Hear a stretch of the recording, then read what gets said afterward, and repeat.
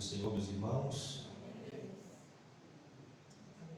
te peço como nós nos encontramos, abramos a palavra do nosso Deus, Evangelho de Jesus, segundo escreveu o evangelista Mateus,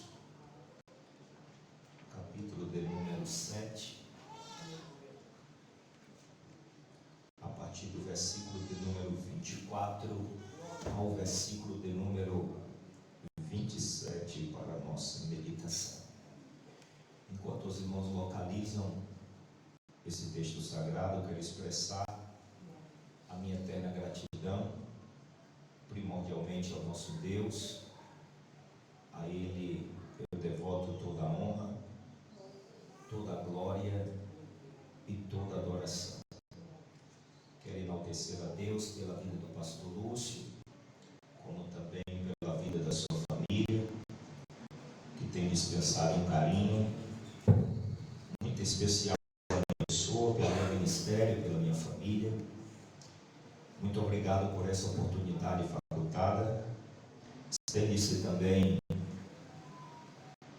as minhas felicitações ao Senhor, à sua família, toda a cúpula ministerial, os obreiros que me ladeiam aqui no altar, como também os demais que estão sobre a nave da igreja, a membresia. Vocês estão de parabéns por esse lindo trabalho. São 7 anos de assistência deste trabalho de Cubatão em Portugal. Já foi dito aqui sobre o número 7, uma quantidade muito grande. O número 7, do conceito judaico, é o fim de um ciclo para iniciar um novo ciclo. Então, com isso, entendemos que esta igreja já vivenciou um ciclo. E temos a certeza que outros ciclos virão para a glória do seu nome. Fico-me feliz, sinto-me feliz de estar aqui com a minha esposa, missionária Josimária. Que Deus continue abençoando por sempre ter sido uma companheira assídua no meu ministério. Deus abençoe. Queridos, Mateus capítulo de número 7, eu vou pregar uma mensagem que ontem eu passei a tarde estudando, entrei à noite estudando. Eu recebi ontem o cartaz sobre a indicação da temática deste trabalho. Eu procuro lutar o máximo possível para falar dentro daquilo que alguém me passa com um certo respeito. E meditando, Deus me deu uma palavra para a sua vida neste dia.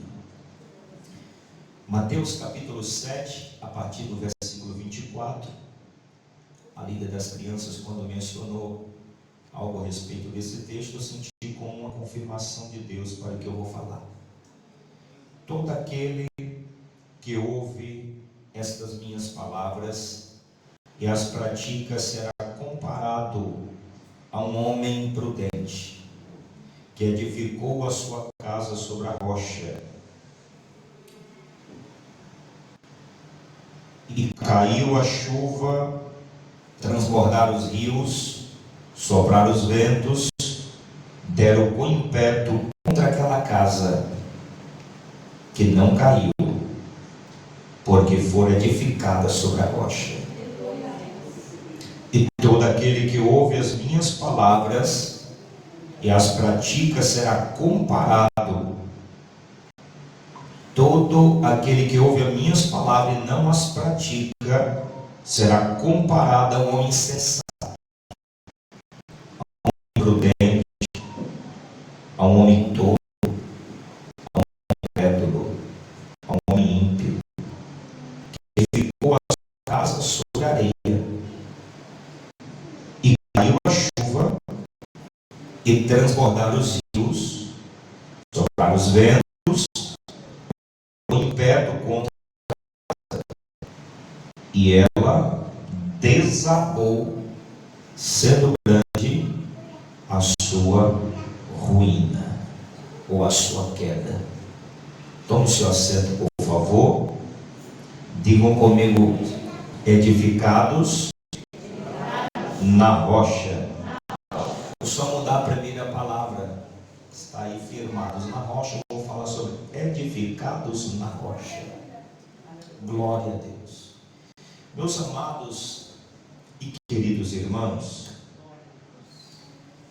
Jesus, ele estava concluindo o discurso do Sermão do Monte, que é um texto que começa a partir do capítulo de número 5 e dá seguimento até o capítulo de número 7. Nesses 3 capítulos tem uma composição de 111 versículos. E Jesus, ele resume esta mensagem e aplica dizendo: aquele que ouve esta mensagem e pratica é comparado a um homem prudente que edificou a sua casa sobre a rocha. Note muito bem que Jesus usa uma expressão conhecida como figura de linguagem, ou uma comparação, para ele nos ensinar uma verdade espiritual. A rocha que representa Cristo, porque em Mateus capítulo 16, no versículo 18, através da confirmação de Pedro a respeito daquilo que Jesus é, Pedro dizendo que Jesus é o Cristo, o Filho de Deus, Pedro diz: tu és o Cristo. Em hebraico, tu és o Mashiach.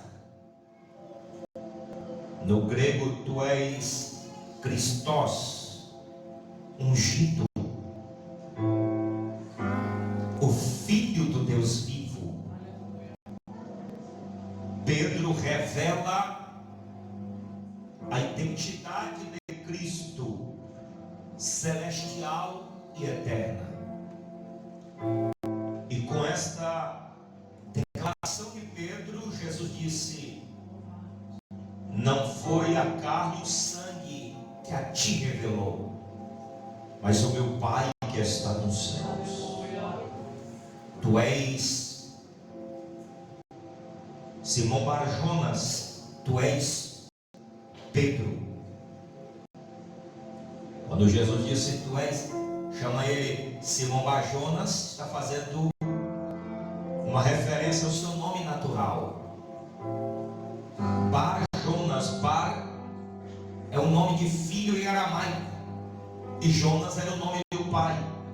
Então Simão Bar-Jonas, Simão, filho de Jonas.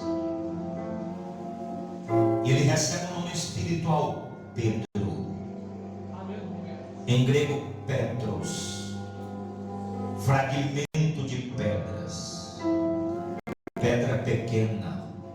Mas Jesus, ele reporta para ele mesmo e diz sobre esta pedra, ele dizendo que ele é Petra, uma pedra grande e firme. Edificarei a minha igreja, e as portas do inferno não prevalecerão contra ela. Aqui já aprendemos 3 verdades. Primeiro, Jesus é o fundamento da igreja. Não existe outro fundamento a não ser em Jesus Cristo. Segundo, Jesus edifica a igreja. A igreja é edificada em Jesus. Ele diz: edificarei a minha igreja. Em terceiro lugar, a igreja tem um dono. O dono é Jesus Cristo. Eu vou falar pela terceira vez para você não esquecer. A igreja tem um fundamento. O fundamento da igreja é Jesus Cristo. A igreja é edificada em Jesus Cristo. E a igreja tem um dono. O dono da igreja é Jesus Cristo. A igreja não foi fundada no Papa. A igreja não foi fundada nos apóstolos. A igreja foi fundada em Jesus Cristo. O dono da igreja não é o pastor Erivan Alves que está pregando. O dono da igreja não é o pastor Lúcio Gomes, o pastor desta igreja local. O dono da igreja não é o presidente das Assembleias de Deus. O dono da igreja é Jesus Cristo de Nazaré. Se você puder levantar uma das suas mãos para o céu, como uma declaração de que você acredita que você tem um dono, e o dono da sua vida é Jesus Cristo de Nazaré. Porque eu sozinho não sou a igreja, mas nós que somos um organismo vivo, nos tornamos a igreja. Aleluia. Glória a Deus. Queridos, eu quero citar 3 princípios fundamentais para a edificação de uma casa. 3 princípios fundamentais para a edificação de uma casa. O primeiro princípio que eu quero citar, conforme está aqui no texto de Mateus capítulo 7, é ouvir. Diga ouvir. Então note muito bem que possivelmente tem alguém aqui que trabalha na área da construção, e quem não trabalha, em uma linguagem bem simplificada que eu vou falar, você vai entender. Em uma construção de uma casa, de um edifício, o construtor, ele tem que ouvir. Ouvir quem? O arquiteto. Ouvir quem? O engenheiro. Porque o arquiteto, ele é o responsável pelo projeto. É ele que planeja os espaços. O engenheiro, ele é o responsável técnico. É ele que acompanha na desenvoltura desta construção, com o objetivo, além de acompanhar na construção desta obra, ele tem um objetivo também de promover segurança para aquela obra. Então note muito bem que Jesus está fazendo aqui uma comparação, usando uma figura de linguagem a respeito de uma construção, que isso tem um sentido espiritual, porque a casa representa a nossa vida espiritual. A casa representa a nossa família. A casa representa o nosso ministério. Eu disse que a rocha representa Cristo. E o primeiro ponto que eu destaquei aqui, a palavra, o primeiro verbo, ouvir. Diga ouvir. E a palavra ouvir, que aparece na língua grega, é a palavra akou, que significa dar ouvidos, compreender. Então não basta ouvir, tem que compreender as verdades de Cristo. Tem pessoas que são muito peritas para falar, pastor Lúcio, mas para ouvir são péssimas. Eu vou repetir. Tem pessoas que são peritas para falar, mas são péssimas para ouvir. E para que haja o início de uma construção, tem que ouvir.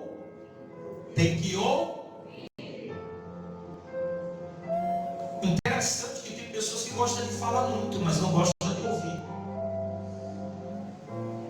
Esse tipo de pessoa tem uma certa dificuldade de participar de uma construção espiritual. Porque o apóstolo Tiago, quando ele escreve no capítulo 1, no versículo de número 19, Tiago diz: todo homem seja pronto para ouvir. Em Provérbio, capítulo de número 18, versículo 13, diz: quem responde antes de ouvir comete grande tolice e passa vergonha. Em Eclesiastes capítulo 3, fala de 28 tempos. Quantos tempos? E o sábio Salomão, que foi conhecido como o homem mais sábio da sua época, nesses 28 tempos, no capítulo 3, versículo 7, ele diz que há tempo de ficar calado e há tempo de falar. Ou seja, há tempo de eu me calar para ouvir, mas vai ter tempo também para falar. Só que tem pessoas que não entendem que tem momentos que ele tem que ficar calado para ouvir. E tem pessoas que você passar uma hora com ela, só ela fala e não deixa você falar. É um tipo de pessoa tão inquieta que ela não deixa ninguém falar, só ela quer falar. Aí Salomão diz que há tempo de ficar calado e há tempo de falar. Nesses 28 tempos do capítulo 3,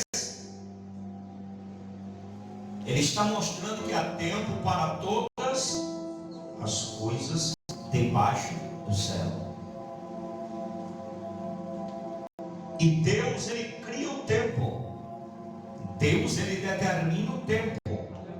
Mas Deus tem um propósito no tempo.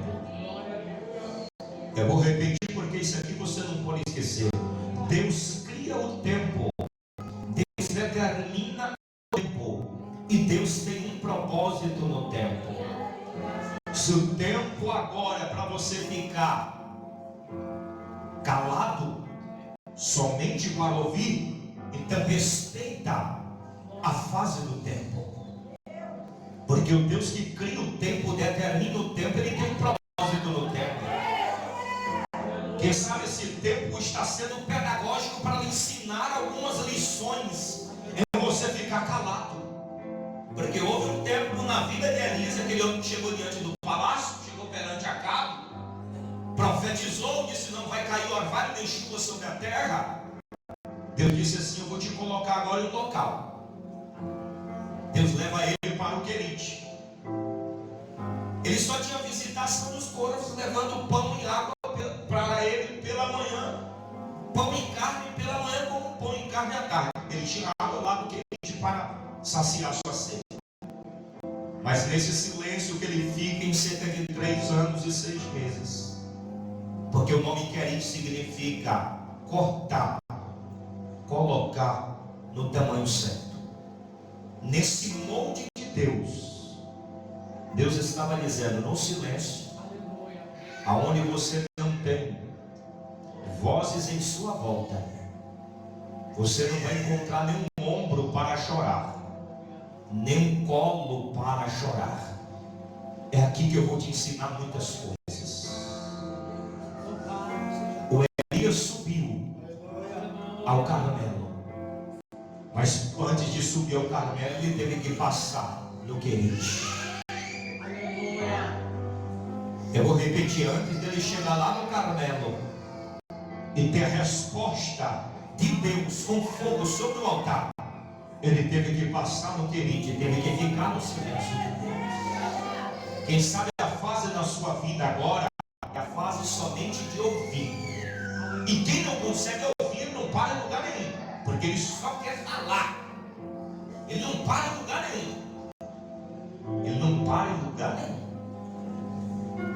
E a obra precisa começar. E para a obra começar, que ouvir. Você tem que ouvir. Nós precisamos ouvir. Em alguma área da nossa vida, a obra precisa começar. Temos que ouvir.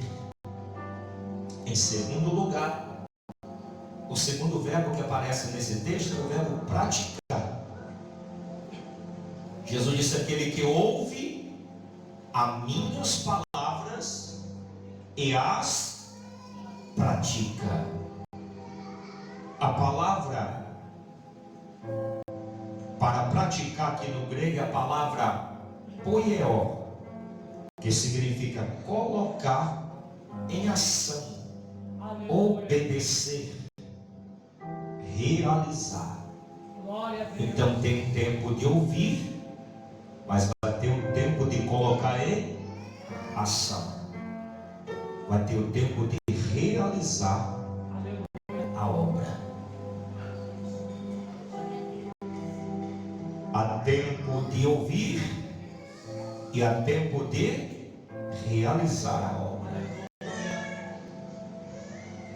Agora aqui eu quero chamar a sua atenção. Glória a Deus. Que primeiro você ouve e depois você pratica. A mensagem requer muita atenção, porque aqui é uma lição espiritual para nossas vidas. Glória a Deus. Primeiro nós ouvimos e depois praticamos.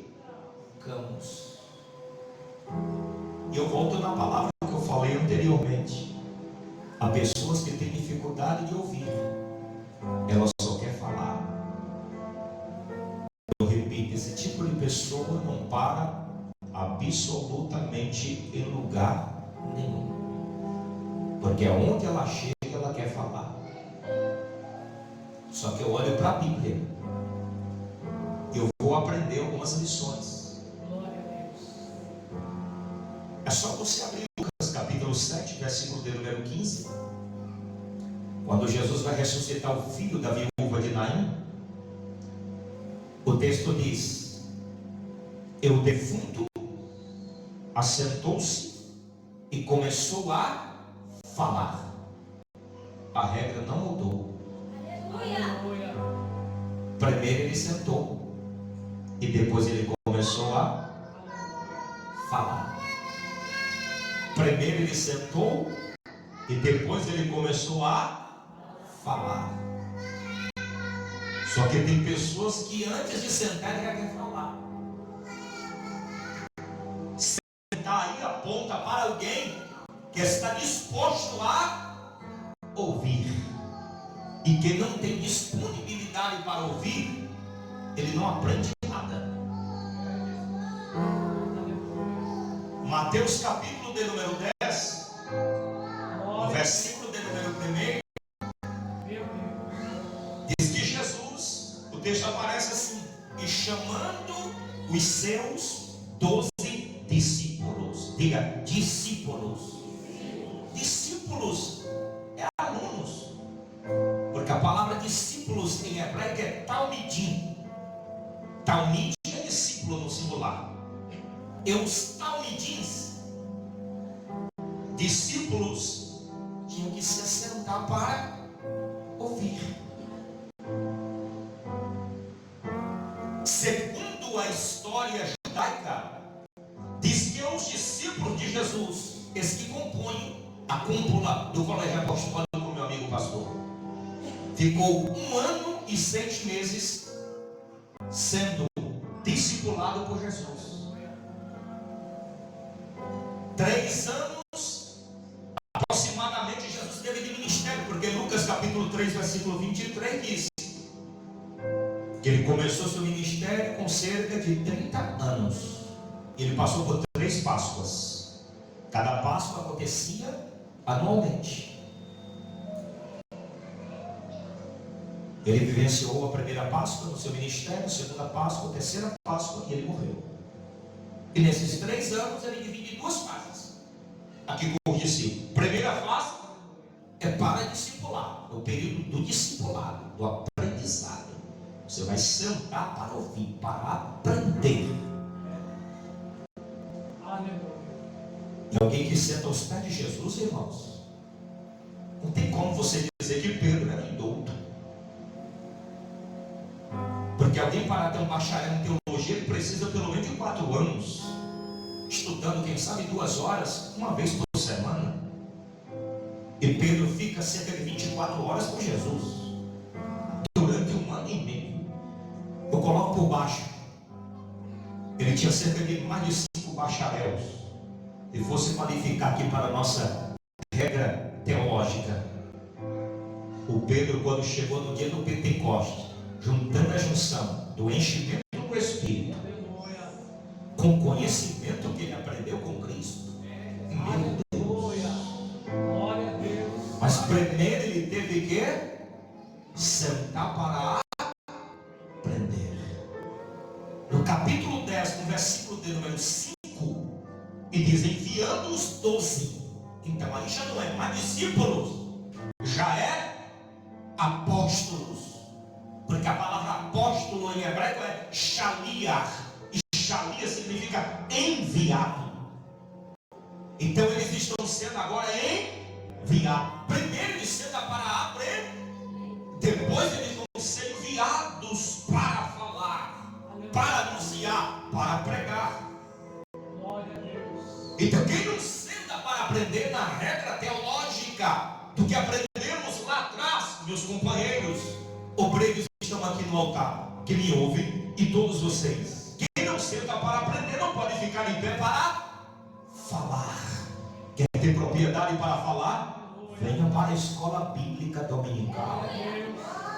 Procure um dia que tem um ensinamento na igreja local para você ser mentoreado, entesourar, armazenar, absorver conteúdo espiritual, para que você tenha uma construção sólida.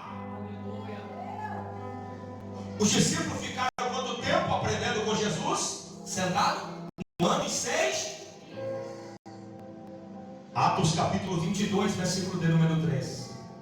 Diz que Paulo aprendeu os pés de um dos maiores mestres da época, chamado Gamaliel. Gamaliel era neto de Hilel. Hilel era um dos rabinos mais conceituados no conceito judaico.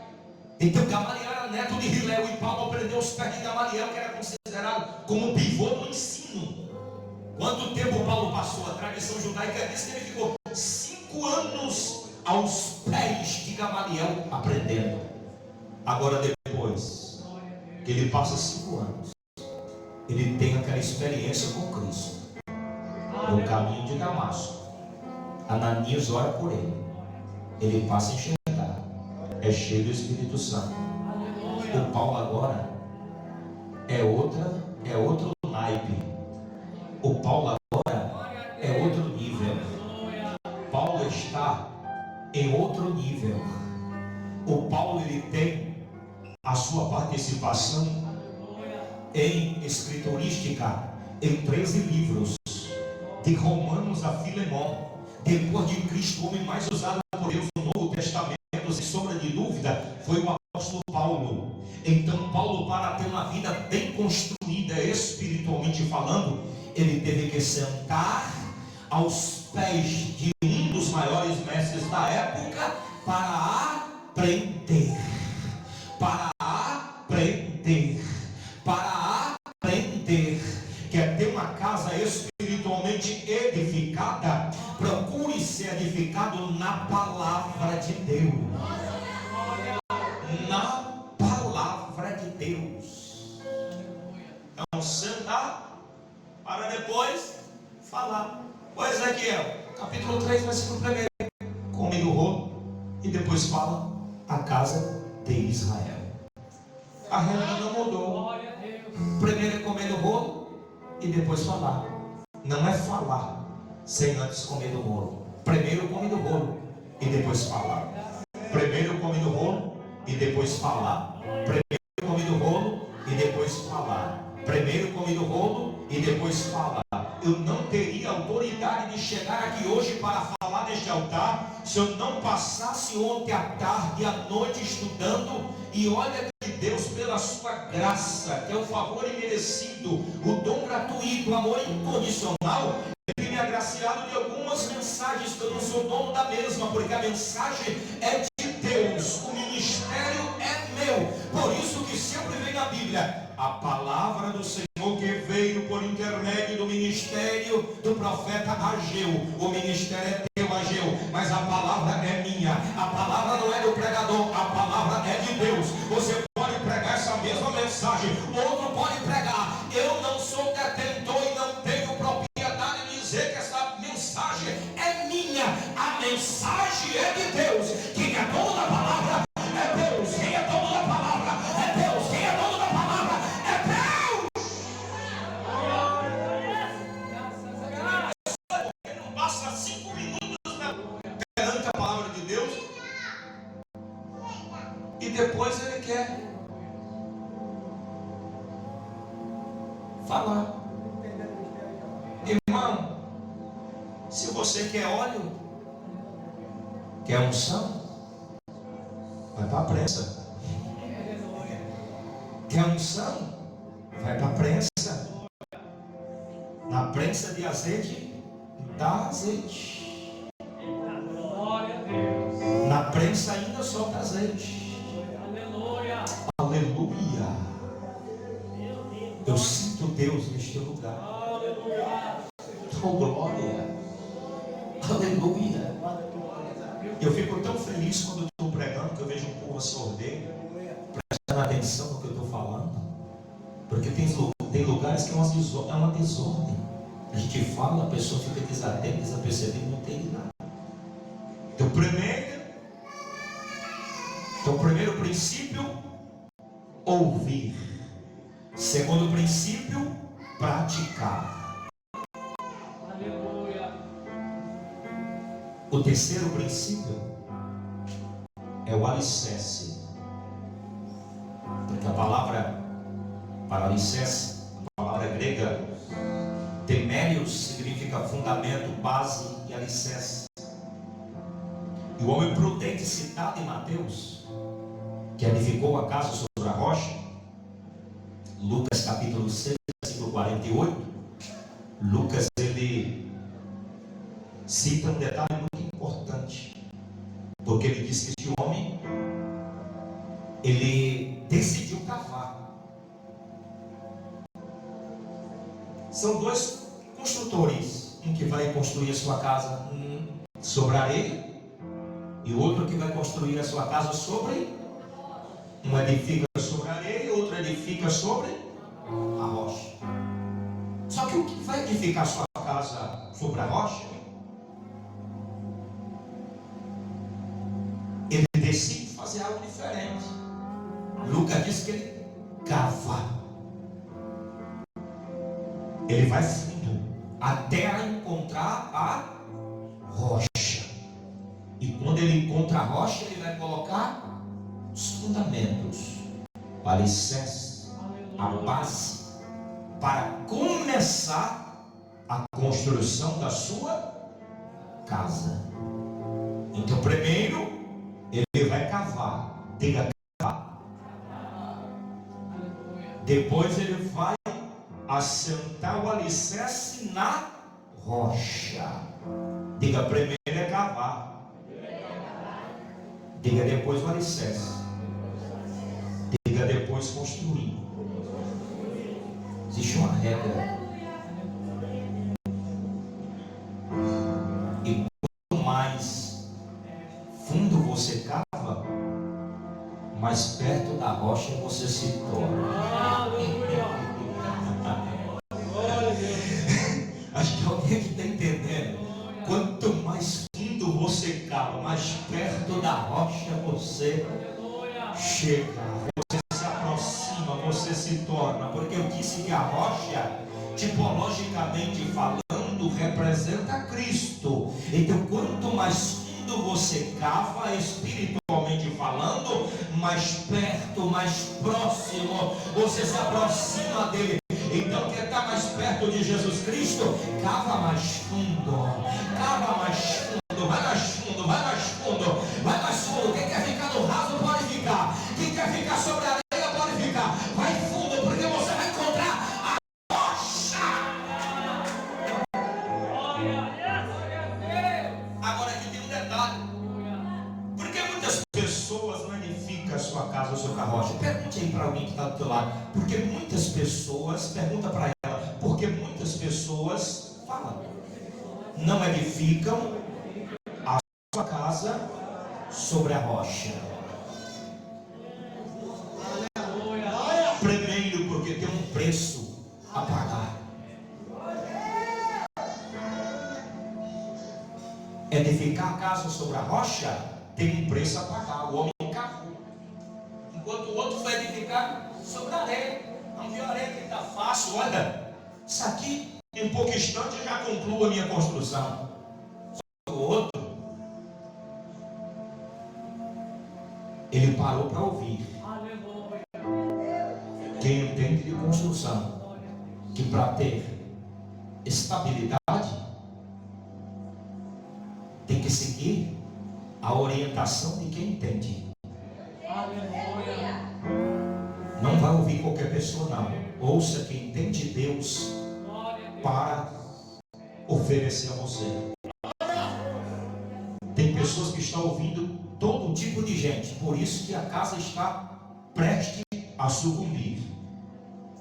E tem outras casas que já estão em ruínas. É família, é ministério, é espiritualidade. Ouça quem tem de Deus para você. A sunamita, ela foi até Eliseu. O Geazi veio receber ela no caminho. Vai tudo bem contigo? Vai tudo bem. Vai tudo bem com teu marido? Vai tudo bem. Vai tudo bem com teu filho? Vai tudo bem. E estava bem? Claro que não. O filho estava morto. Ela foi em busca de uma solução. Mas quando chega o profeta Eliseu, o texto diz que a mulher se lança aos pés do profeta e rasga o seu coração e conta tudo o que estava passando na sua casa. Por que ela não contou para Geazi? Porque Geazi, você nunca encontra na Bíblia dizendo homem de Deus. O tempo inteiro diz o moço de Eli. Eliseu caminhou 10 anos, segundo a tradição judaica, do lado de Elias. E Eliseu recebeu esse recado. Elias foi como um homem de Deus. Eliseu ficou conhecido como um santo homem de Deus. Geazi caminhou 25 anos do lado de Eliseu, diz a história judaica. Mais tempo que Eliseu do lado de Elias. Mas em 25 anos não aprendeu com o homem de Deus. Tem gente que vai caminhar 50 anos do lado do homem de Deus e a mulher de Deus não vai aprender nada. Não vai absorver nada, porque tem pessoas que absorvem só coisa ruim, não se interessam pelas coisas boas. Aí o Eliseu vai, fica o Geazi, conhecido como o menino de recado, o moço de Eliseu. E o Geazi era tão materialista que, segundo os rabins de Israel, sobre aqueles 4 leprosos que estavam na porta de Samaria, por conta daquele ato que o Geazi foi e pegou os despojos, o presente que o Naamã deu para ele, escondido do profeta, achando que o profeta não ia ver, mas o profeta de Deus, ele tem lente espiritual. Quando ele volta querendo enganar o profeta diz: ô rapaz, não precisa fazer isso não. O Espírito que está sobre mim já me mostrou tudo. A lepra que estava em Naamã vai cair sobre ti, sobre tua descendência. E segundo a história diz que aqueles 4 leprosos rabins de Israel atestam que estavam na porta de Samaria, que foram mortos. Um era Geazi, a sua esposa e os seus 2 filhos. Morreu leproso, enquanto o Eliseu foi deixando um legado, ao ponto dele dizer para Elias: eu quero a porção dobrada do Espírito que está sobre ti, antes do Elias partir. E quando Elias vai, a capa profética desce. O Elias que realizou 8 milagres, por lógica Eliseu tem que realizar quanto? 16, porque porção dobrada do Espírito. Espírito ali não é com letra maiúscula, é letra minúscula, é o ministério, não é o Espírito Santo, porque ninguém consegue receber uma porção dobrada do Espírito Santo e ficar vivo. É como uma bomba atômica, você vai explodir, vai voar no ar. Mas ali é ministério. E como ele queria mesmo a porção dobrada do ministério, disse: com meu mestre, com todo respeito, eu não quero ser igual ao Senhor, eu quero ser diferente. Eu quero a porção dobrada. O Elias vai, repita a capa profética dessa, ele pega. Quando ele morre, tinha realizado o 15º milagre. A história diz que quando já tinha 5 anos que os ossos de Eliseu estavam lá, sequíssimos, alguém está trazendo um corpo de defunto. E como Deus não deve nada para ninguém. Aleluia. Quando bate nos ossos de Eliseu o corpo de um defunto, até nos ossos ainda tinha unção. Porque quem tem vida com Deus, irmãos, até os ossos têm algo de Deus. Eu vou repetir: quem tem algo de Deus, até nos ossos, se alguém tocar, pode ressuscitar, pode ser curado. Isso aqui não é jargão e não é espiritualizando. Quem tem de Deus tem. Quem não tem, não tem. Somente quem tem, levante a mão. Quem não tem que receber, levante a mão também, porque Deus não mudou. Ele é o mesmo ontem, hoje, eternamente. Aleluia. Aleluia. A mulher não se abriu para qualquer pessoa, ela não se abriu para um menino. Ela contou os problemas para quem tinha de Deus para passar. Então, primeiro, ouvir. Segundo, praticar. Terceiro, firmar o alicerce sobre a rocha. E por quê? Muitas pessoas não edificam a sua casa sobre a rocha. Eu disse porque tem um preço a pagar. Não basta, pastor Lúcio, ter ministério, tem que ter marca. Meu amigo pastor, não basta ter chamada, tem que ter experiência. Eu vou repetir: não basta ter ministério, tem que ter marca. Não basta ter chamada, tem que ter experiência. Deus não quer te conhecer apenas como um obreiro, como um crente que tem uma credencial de obreiro ou de membro que faz parte do rol de membresia deste ministério. Deus, Ele quer te conhecer como alguém de marca, alguém que não apenas tem chamada, mas alguém que tem experiência. Mas para ter marca e para ter experiência, tem que pagar o preço. Tem que pagar o preço. Tem que pagar o preço. Segundo ponto aqui, o porquê muitas pessoas não querem edificar sua casa sobre a rocha. Primeiro, porque tem que pagar o preço. Segundo, porque ninguém está vendo. Você vê esta casa, esse prédio, aqui, ó, as paredes que está aqui. Você está vendo aí o alicerce? Aleluia. Sobre esse edifício, aqui embaixo tem um alicerce. Só que tem pessoas que não querem pagar o preço para construir. Tem uma construção espiritualmente falando sólida, edificada, com firmeza, com estabilidade.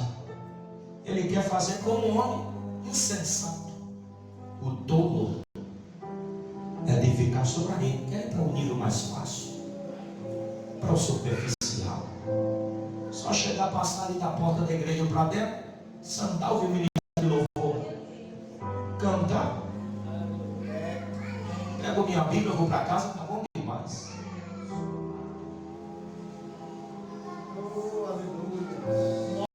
Então, segundo ponto, porque ninguém está vendo.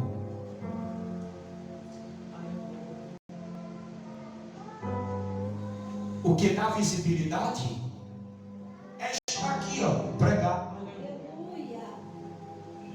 O que dá visibilidade é cantar. O que dá visibilidade é fazer parte da liderança de um departamento.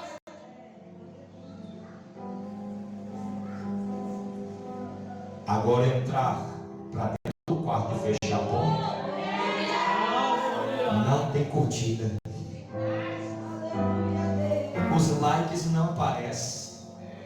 Não tem seguidores. Ninguém vê. Mas o quarto, pastor Lúcio, de porta fechada, ainda responde.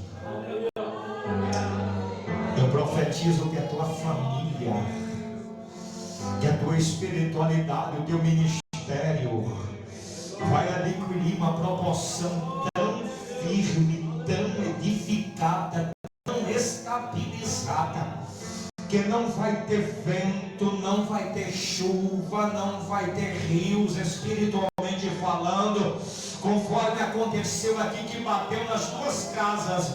Veio o vento, veio a chuva e os rios. A chuva caiu no telhado, os ventos soprou nos quatro cantos da casa, os rios veio sobre o fundamento, mas a casa que estava sobre a areia, quando a chuva bateu, ela não tinha estabilidade.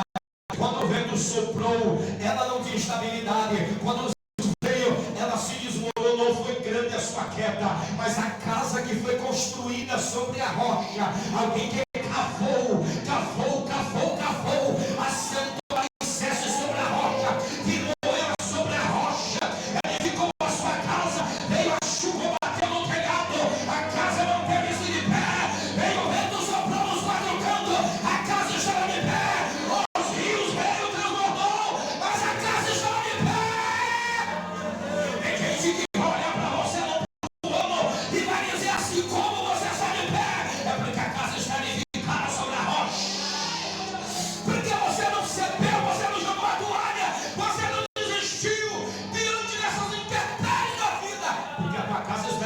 Sobre a rocha.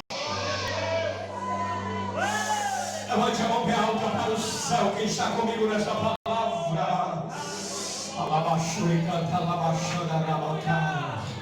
Eu sinto que Deus está pegando na mão de alguém que está permitindo, a partir desta hora, está querendo ir para um nível mais profundo para edificar a base da sua construção. Deus está dizendo: vento vai vir, tempestade vai vir, vai ter muitas intempéries, mas a tua casa vai estar de pé. Aleluia! Glória a Jesus! Meu Deus! Aleluia! Aleluia! A casa é edificada, meus irmãos, sobre a rocha e sobre a areia. As mesmas investidas que vieram sobre a casa, edificada sobre a rocha, foram as mesmas investidas que vieram sobre a casa, edificada sobre a areia. E as investidas são inevitáveis. E às vezes vêm quando você não espera. Elas não mandam uma mensagem pelo WhatsApp, não mandam um e-mail, não faz uma ligação, não faz uma postagem anunciando que ela vai chegar na sua casa. Então se prepara hoje. Aleluia. Se preocupe agora. Glória a Deus. Porque quando a tempestade vier, o meu pastor, o teu pastor não vai ter como fazer muita coisa por você. São seres limitados, composto de limitações, que faz apenas o que pode. Faça a tua parte.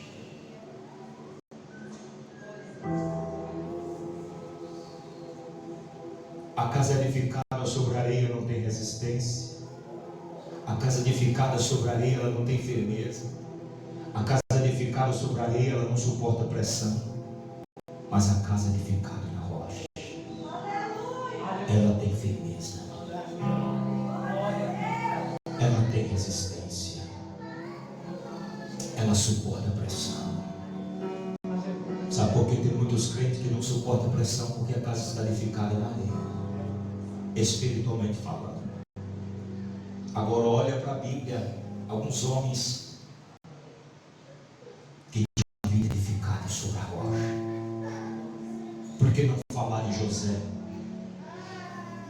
jovem que foi vendido por 17 anos pelos seus irmãos, comprado pelos primos, foi parar na casa de Potifar no Egito, ficou 8 anos trabalhando de escravo na casa de Potifar, dos 17 aos 25, 8 anos.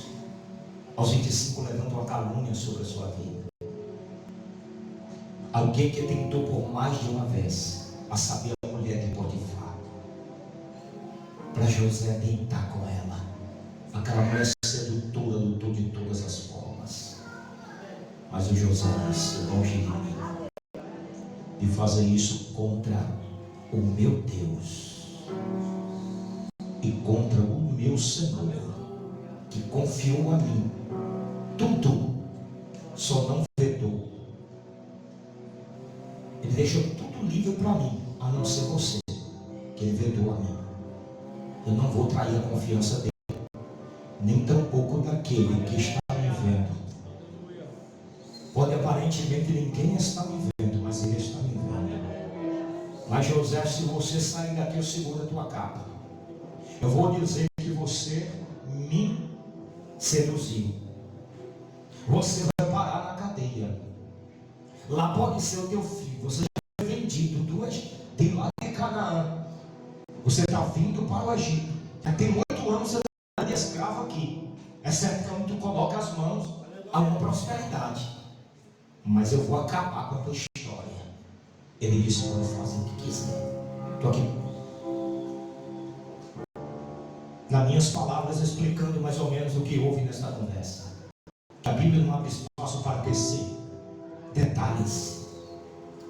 Prefasiano, vem, olha para cá. Já vou finalizar aqui agora. O José, ele vai embora e a capa fica. José vai embora e a capa fica. Eu vou repetir pela terceira vez que eu finalizo aqui agora. José vai embora e a capa fica para trás. Se for necessário, é melhor você deixar a capa para trás, mas não comprometa a tua reputação. Aleluia. Aleluia. O que vale mais não é uma capa, é a reputação, é o caráter. E aqui eu vou dizer para vocês que existem duas coisas distintas uma da outra: reputação e caráter. Porque a reputação é aquilo que eu sou diante das pessoas, o caráter é aquilo que eu sou diante de Deus. Diante de vocês eu posso ser visto de uma forma, eu posso me passar aqui como, até mesmo como a quarta pessoa da Trindade, se eu tivesse aqui em uma qualidade negativa diante de Deus. Mas eu quero ver diante de Deus eu cantar de galo. Ninguém passa de largo, ninguém passa desapercebido. Você pode enganar o pastor, pode enganar a tua esposa, pode enganar o teu esposo, pode enganar os irmãos da fé, o sopreiro, mas eu quero ver você enganar a Deus. Nenhum de nós consegue enganar a Deus. Então caráter e reputação são duas coisas distintas uma da outra. Reputação é o que eu sou diante das pessoas, caráter é o que eu sou diante de Deus. Não importa muito ser aquilo que eu sou para as pessoas, o que importa é que eu sou diante de Deus. Porque diante dos homens eu vou ter like, vou ter curtida, tapinha no ombro, elogios, mas o que adianta é ter um nome escrito na calçada da fama e não ter meu nome escrito no livro da vida. Se for necessário, deixa a capa para trás, mas eu quero preservar pela minha reputação e muito mais pelo meu caráter. Eu quero que você fique sobre os seus pés.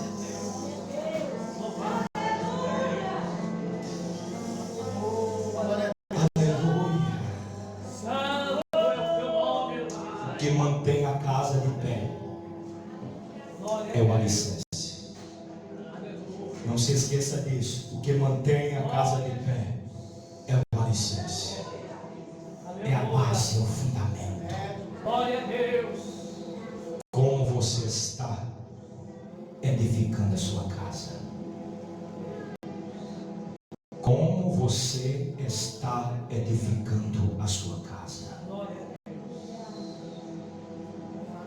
glória a Deus. São 7 anos deste ministério. Eu quero orar com vocês. Eu quero orar com vocês. Se não for incômodo, posso orar com todos? Hoje é o encerramento de uma festa de 7 anos de existência.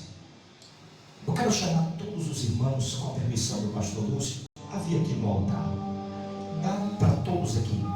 Todos saiam do seu lugar e venham aqui para nós orarmos juntos. Todos. Ele me deu autorização para chamar. Todos. Quem vier já vai encostando aqui bem pertinho do altar.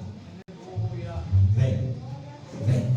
Não fica com medo não, que o pastor belisca, não morde. É até bom que eu fico mais perto de você. Você simpatiza comigo e já me convida para almoçar na sua casa. Aleluia. Ah, pastor, tem almoço aí. Não tem problema. Eu aceito para o próximo domingo. Vem mais perto. Mais perto do altar. Mais perto do altar. Vem mais perto. Mais perto.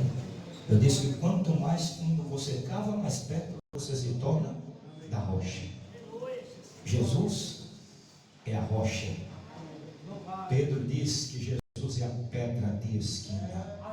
Ele é a rocha angular. Aleluia. Aleluia. 7 anos. Valeu a pena?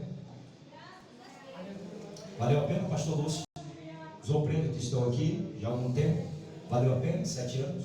Valeu a pena? Pega na mão dessa pessoa que está do teu lado. Isso aqui é movimento. Isso aqui é unidade. Isso aqui é concordância espiritual. Tem pessoas que às vezes não conseguem olhar no rosto do outro.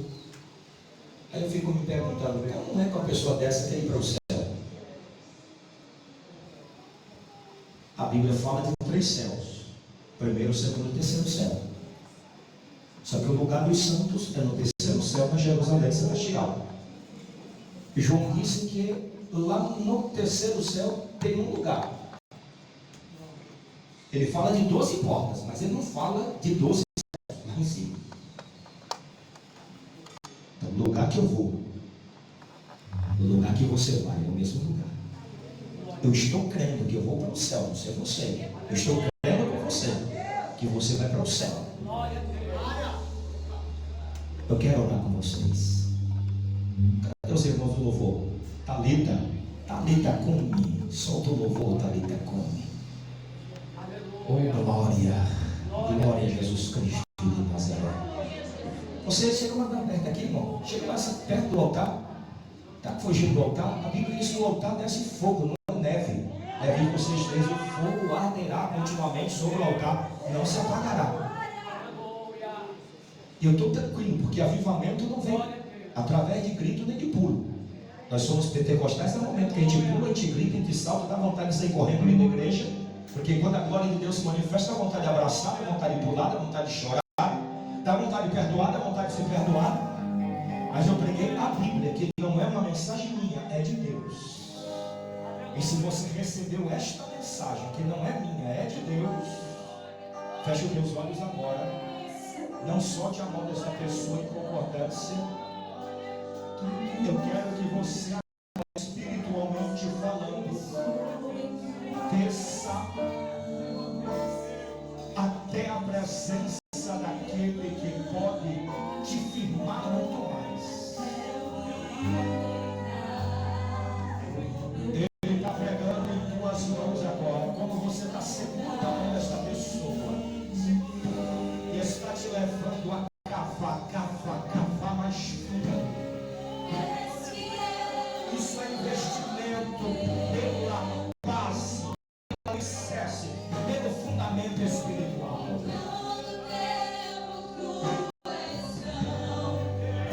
Fecha teus olhos e adora.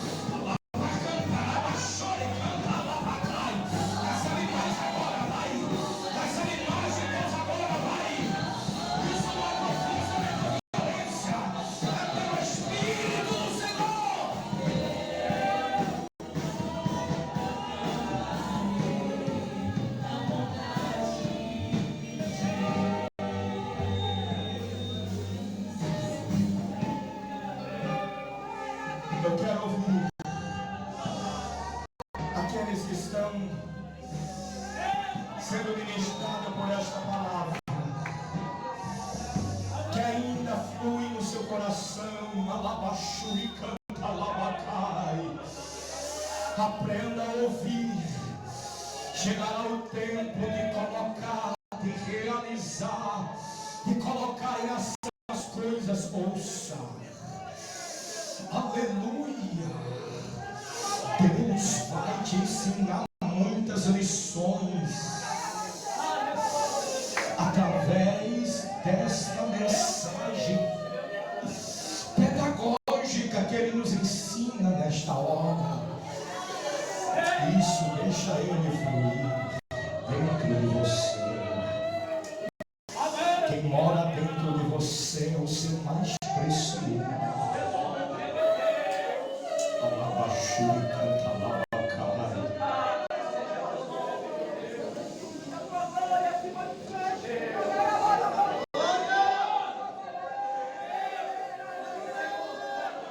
Um minuto lhe dou para você se alegrar com esta presença que flui neste altar.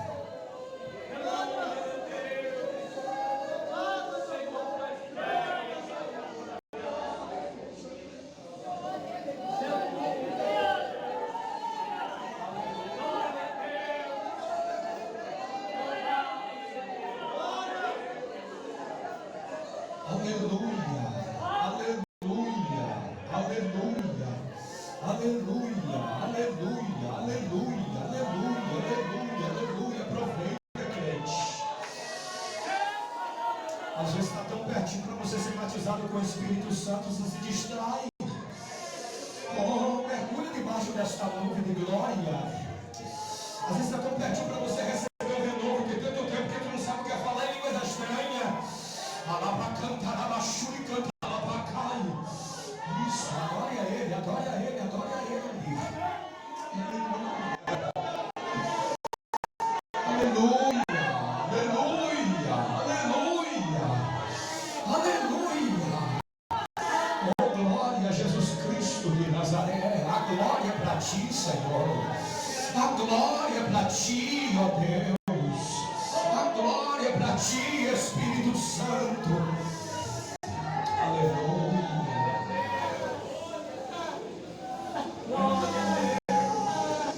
Eu pergunto nesta hora: alguma pessoa entre nós que ouviu esta mensagem, que não é do pregador, é a mensagem de Deus, e você se encontra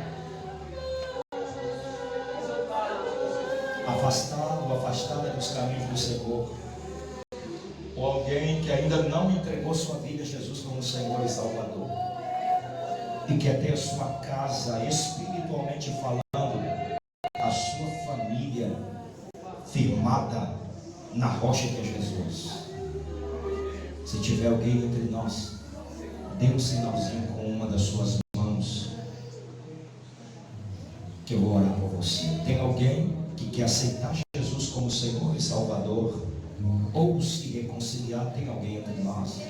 Se tiver alguém, dê um sinal com sua mão. Glória a Deus, glória a Jesus. Ninguém?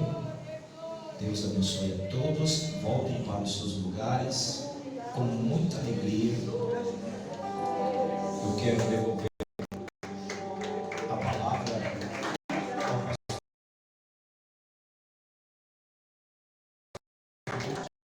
Meus irmãos, vou esperar você sentar e pedir 1 minuto, 30 segundos, para eu falar algo que já vou partir as concessões finais.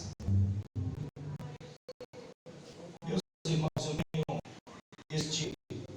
meu 10º livro que eu fiz o lançamento 3 meses aproximadamente. Esse livro tem a temática O Valor de uma Aliança. Eu falo sobre 9 um relacionamento matrimonial. Esse livro é um projeto, nasceu de um projeto que Deus me deu para estar palestrando para os casais, quando eu estava realizando um trabalho lá na Irlanda.